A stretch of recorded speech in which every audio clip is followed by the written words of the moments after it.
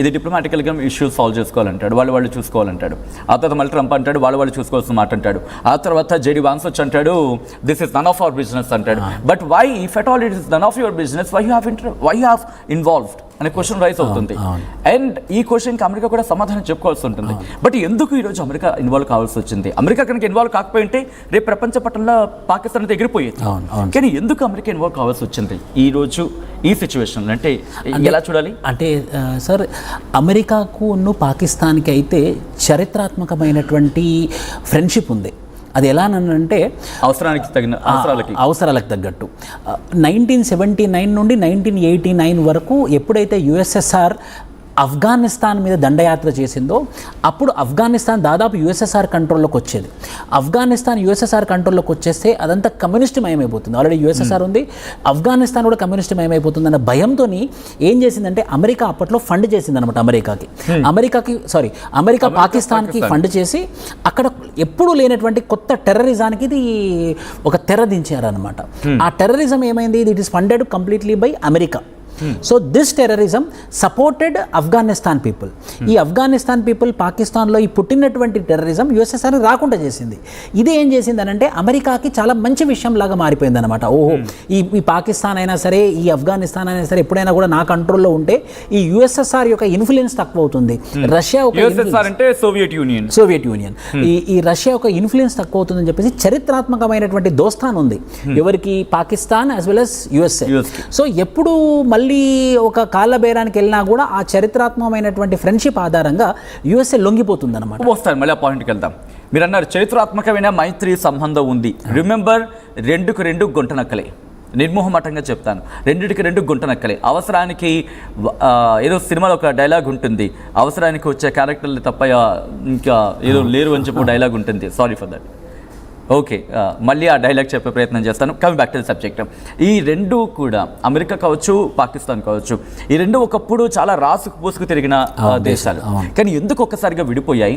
మళ్ళీ ఇప్పుడు ఏమైనా మళ్ళీ కలిసే అవకాశం కనిపిస్తోందండి? అసలు విడిపోయిన కారణం గురించి మాట్లాడుకుందాం ఒకసారి. Simple reason sir, 2001 twin towers attack. ఏదైతే 2001లో వరల్డ్ ట్రేడ్ సెంటర్స్ మీద అటాక్ ఏదైతే జరిగిందో, ఆఫ్ఘనిస్తాన్ సాక్షిగా, పాకిస్తాన్ సాక్షిగా ఏదైతే జరిగిందో దానికి మూల కారణం, దానికి మూలాలు పాకిస్తాన్ అండ్ ఆఫ్ఘనిస్తాన్లో ఉండడం. సో ఆ దెబ్బకి యుఎస్ఏ వచ్చేసి పాకిస్తాన్ మీద, యుఎస్ఏ వచ్చేసి ఆఫ్ఘనిస్తాన్ మీద పడడం, అది పాకిస్తాన్కి నచ్చకపోవడం, అలా వాళ్ళ మధ్యలో వైరుధ్యం అనేది స్టార్ట్ అయిందనమాట. ఆ ట్విన్ టవర్స్ ఇప్పుడు for example Osama bin Laden గారు అబోతాబాద్లో దొరికారు. అబోతాబాద్ వచ్చేసేమో పాకిస్తాన్లో ఉంది. పాకిస్తాన్కి కొంచెం కూడా ఇన్ఫర్మేషన్ లేకుండా అబోటాబాద్కి వచ్చేసి ఒసామా బిన్ లాడెన్ని చంపేసి ఆ ఒసామా బిన్ లాడెన్ డెడ్ బాడీని తీసుకొని అరేబియన్ సీలో కలిపారు. అది జరిగేంత వరకు కూడా పాకిస్తాన్ లేదు. అంటే ఒక పెద్ద చెంపపేటు సోవెర్నిటీ ఆఫ్ పాకిస్తాన్ మీద చెంపబోటు, ఇలా కొంచెం డిఫరెన్సెస్ వచ్చాయి. అయినా సిగ్గులేదు పాకిస్తాన్, మళ్ళీ కాళ్ళబేరానికి వెళ్ళింది. సో ఈ కాళ్ళబేరానికి వెళ్ళిన తరుణంలో సరే ఎప్పటికైనా కూడా మనకు చరిత్రాత్మకమైనటువంటి ఫ్రెండ్షిప్ ఉంది కదా అని చెప్పేసి ఈ డొనాల్డ్ ట్రంప్ అవకాశాన్ని ఎలాగైనా సద్వినియోగపరచుకొని ఆ రష్యాని మనం పాకిస్తాన్ ద్వారా కంట్రోల్ చేయాలన్న ఉద్దేశంతోనే వాళ్ళు ముందుకు వచ్చారనమాట. అలా సార్. సో అంటే అది మెయిన్ బ్యాక్గ్రౌండ్ ఎప్పుడైనా కూడా. సో ఇక్కడ నుంచి నిన్న చాలా ఇంట్రెస్టింగ్ డెవలప్మెంట్. ఎందుకంటే 2 రోజుల నుంచి వాళ్ళు కాళ్ళబేరానికి వెళ్తున్నారు, అమెరికాతో మాట్లాడుతున్నారని చెప్పినప్పుడు ఎటువంటి కండిషన్స్కి ఒప్పుకున్నారు అనేది ప్రధానమైన చర్చ వస్తూ ఉంటుంది. సో ఎందుకు ఆ 5 కారణాలు ఏమై ఉంటాయి? ఎందుకంటే అమెరికా మధ్యవర్తిత్వం వహించినప్పుడు ఏదో ఒక కండిషన్స్ పెడుతుంది, తనకి లాభం చూసుకునే కండిషన్స్ ఉంటుంది. అమెరికా రూపాయి ఒక విధంగా చెప్పాలంటే ₹1 లాభం లేకుండా ఏ పని చేయని దిక్కుమాలిన దేశం ఏదైనా ఉందంటే కనుక నిర్మోహమాటంగా అమెరికా అని చెప్పుకోవడం నిర్మోహమాటంగా చెప్పుకోవచ్చు. ఒకవేళ పెద్దన్న పాత్ర పోషించేలా ఉండుంటే కనుక అమెరికా ఈ పాటికి పాకిస్తాన్ ఎప్పుడు వేసేసి ఉండేది అది. మళ్ళీ ఈ సబ్జెక్ట్లోకి వచ్చే ప్రయత్నం చేస్తే కనుక విష్ణు గారు, ఎందుకు అమెరికా ఇటు మధ్యవర్తిత్వం వహించాల్సి వచ్చింది? ఎందుకు మనం కాల్పుల విరమణకు వెళ్లాల్సి వచ్చింది? ఒక 5 కారణాలు చెప్పంటే ఏం చెప్తారు? అట్ ద సేమ్ టైం అమెరికాకు మనం మ్యూచువల్ అండర్స్టాండింగ్ కూడా అమెరికాకు లాభం ఏంటి ఇప్పుడు? సార్, అమెరికాకు దీనివల్ల లాభం ఏంటంటే తన యొక్క హెజమనీ, అంటే ఇప్పుడు మల్టీపోలార్ వరల్డ్ అయింది. అంటే ఒకప్పుడు ఓన్లీ యుఎస్ఏ కంట్రోల్లో ఉండేది, తర్వాత యుఎస్ఎస్ఆర్ కంట్రోల్లో ఉండేది, తర్వాత మల్టీపోలార్ వరల్డ్ వచ్చేసింది. ఈ మల్టీపోలార్ వరల్డ్ వచ్చినప్పుడు నేను మళ్ళీ నా యొక్క స్ట్రెంగ్త్ ఉంది, నేను ఇంకా మధ్యవర్తిత్వం వహిస్తున్నాను, నేను ఇంకా బిగ్ బ్రదర్ పాత్ర నాది ఇంకా తగ్గిపోలేదు అని చూపెట్టడానికి ఇదొక ఉదాహరణ. నెంబర్ 1. నెంబర్ 2, ఏదైతే పాకిస్తాన్లో తన ఇన్ఫ్లుయెన్స్ ఏదైతే తగ్గిపోయిందో ఆ పాకిస్తాన్ మీద మళ్ళీ నేను పట్టు తెచ్చుకోవడానికి ఇది ఒక మంచి సదవకాశం ఎవరికి, యుఎస్ఏకి. సో పాకిస్తాన్ మీద తెచ్చుకోవడానికి. 2. 3వది, యుఎస్ఎస్ఆర్కి అవకాశం ఇస్తే రష్యా వచ్చేసి పాకిస్తాన్లో చెష్ట వేస్తుందేమో, ఆ రష్యాకి అవకాశం ఇవ్వకూడదు అని చెప్పేసి యుఎస్ఏ ఆ రష్యాని రాకుండా నేనే ముందు అడుగుంటానని చెప్పేసి యుఎస్ఏ వచ్చినటువంటి సందర్భం. ఇవి 3 సార్. ఇంకోటి 4వ విషయం ఏంటంటే ఇక్కడ మంచి విషయం కూడా ఉంది. ఏంటంటే పాకిస్తాన్ గెలవలేదు. పాకిస్తాన్కి నిజంగా ఒక 24 hours కనుక మన ఆర్మీని వదిలేస్తే మాత్రం పటాపంచలైపోతుంది. ఆల్రెడీ చూసారు వాళ్ళు, దానికే సగం జడిసిపోయి బంకర్లోకి పోయాడు వాళ్ళ ప్రధాని. Best example. సో ఇది ప్రాక్టికల్ రీజన్. మీరు ఎలాగో గెలవలేరు వాళ్ళతోని, వాళ్ళు బలవంతులు, మీరు బలహీనతులు. ఎప్పుడైనా కూడా బలవంతులు బలహీనులతో పెట్టుకుంటే అది కాదు, అది యుద్ధం కానే కాదు. మీరు దయచేసి మీరు విత్డ్రా కావాలని చెప్పేసి ప్రాక్టికల్ అప్రోచ్తో వచ్చారనమాట. 5, ఇండియా పట్ల ఉన్నటువంటి ఇప్పుడు ఇండియాతో జరుగుతున్నటువంటి economic resources, economic issues, economic relations కూడా అమెరికాకి ఎక్కడ దెబ్బతింటుందేమో అన్న ఉద్దేశంతో కూడా వీళ్ళు మానుకున్నారు. సో ఇక్కడ ముఖ్యంగా economical context, cultural context, historical context దృష్ట్యా అమెరికా మధ్యవర్తిత్వం వహించడమే కాకుండా నిన్న సీజ్ ఫైర్ చేయడానికి గల కారణాలు. ఓకే. సో ఇక్కడ మాట్లాడుకున్న సందర్భం, గతంలో పాకిస్తాన్ అంటే ఏంటో అమెరికాకు తెలుసు, ఎప్పుడు మాట మీద నిలబడదని చెప్పి అవగాహన క్లియర్గా ఉంది. వెన్నుపోటుకి మరో పేరు పాకిస్తాన్. దేశాల గురించి మాట్లాడుకున్న సందర్భం, మిగతా గురించి నాకు అనవసరం ఈ కాంటెక్స్ట్లోకి వచ్చినప్పుడు. సో ఇటువంటి పాకిస్తాన్ని అమెరికా నమ్మిందా? నమ్మలేదు సార్, నమ్మలేదు. కానీ ప్రాక్టికల్గా ఉంది. అంటే ఇది ఎలా ప్రాక్టికల్గా ఉంది అని అంటే, నమ్మకపోవడానికి కారణం ఏంటంటే ఇంటర్నేషనల్ మానిటరీ ఫండ్ దగ్గరికి వెళ్ళేసి $7 బిలియన్ అప్పు కావాలని చెప్పేసి భిక్షం అడిగింది అమెరికా దగ్గరికి వచ్చేసి. ఎందుకు? వాళ్ళ యొక్క ఓటింగ్ శాతం ఎక్కువగా ఉంది IMFలో. సో భిక్షం అడిగినప్పుడు ఇంకా నువ్వేం పరిస్థితిలో యుద్ధం చేస్తావబ్బా, నీ వల్ల కాదు, నువ్వేం యుద్ధం చేస్తావు, నీ వల్ల కాదని చెప్పేసి ప్రాక్టికల్ అప్రోచ్తో యునైటెడ్ స్టేట్స్ ఆఫ్ అమెరికా ఉంది. ఇంకో విషయం కూడా మనం గ్రహించాలి సార్, ఇండైరెక్ట్గా యుఎస్ఏ కూడా టెర్రరిస్ట్లని ప్రమోట్ చేస్తుందని చెప్పుకోవచ్చు. ఎందుకు?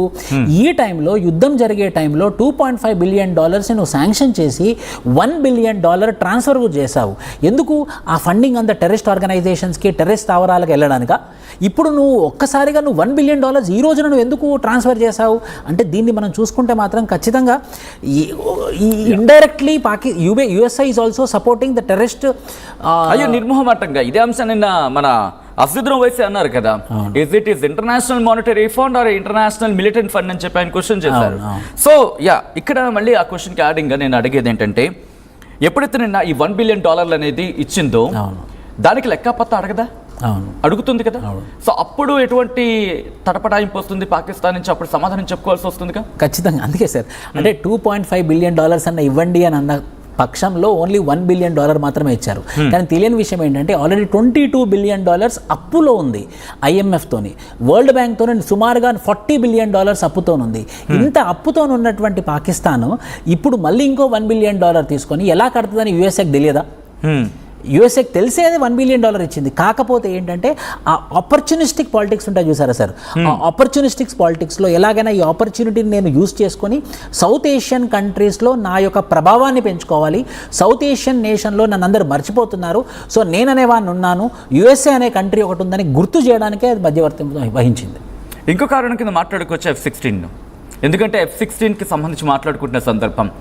ఇక్కడ F-16 గురించి ఎందుకు మాట్లాడుతున్నానంటే, దాదాపుగా అందరూ మాట్లాడడానికి ఆలోచిస్తున్నారు, ఆ పేరు ఎత్తడానికే భయపడుతున్నారు. ఎందుకంటే కనుక అది అమెరికాలో తయారైంది, ఆ F-16ని భారత్ కూల్చేసిందని అంశం తీవ్రంగా చర్చ జరుగుతోంది. వాళ్ళ దగ్గర ఉన్న ఆ F-16, ఆ తర్వాత JF-17 I think subject to the correction China నుంచి తీసుకున్నవి. ప్రస్తుతం F-16ని భారత్ కూల్చేసింది. S-400 రష్యాతో తీసుకున్నది. మన సుదర్శన్ చక్రగా మాట్లాడుకుంటున్నాం. ఎప్పుడైతే కూల్చేసిందో అంటే రష్యా దగ్గర అమెరికా పరువు పోయింది. ఈ దెబ్బ చైనాకి కలిసి వచ్చింది. చైనాకి సంబంధించి ఇక్కడ ఆర్మ్డ్కి సంబంధించి కావచ్చు, లేకపోతే అమ్యునేషన్స్కి ఆ మార్కెట్ పెరిగింది, లేకపోతే అక్కడ ఆ మార్కెట్ బాగా రైజ్ అయింది అనేది ఒక చర్చ జరుగుతున్న నేపథ్యంలోని దాదాపు 2 రోజుల నుంచి చర్చ జరుగుతున్న నేపథ్యంలో నిన్న శాంతి చర్చ జరిగినట్టుగా ఒక ప్రొడిక్షన్ అయితే ఉంది. ఇజ్ ఇట్ సో అండి? అంతే సార్. ఎందుకంటే అక్కడ మార్కెట్లు పడిపోతున్నాయి, F-16 ప్రొడక్షన్ మీద ఇబ్బంది పడుతుంది, తన మార్కెట్లు కుదలైపోతాయి, పెద్దన పాత్ర పోతుంది. నిజంగా అమెరికా నిజం తెలిసిపోతుంది, F-16 యొక్క నిజం తెలిసిపోతుంది. F-16 యొక్క నిజం బయటికి తెలిసిపోతే ఈ మార్కెట్ ఉండదు, ఎవరు కొనరు, అయ్యో ఇది మొదటికే మోసం అయ్యేలాగుందని చెప్పేసి ఆ కోణం కూడా ఉంటుంది.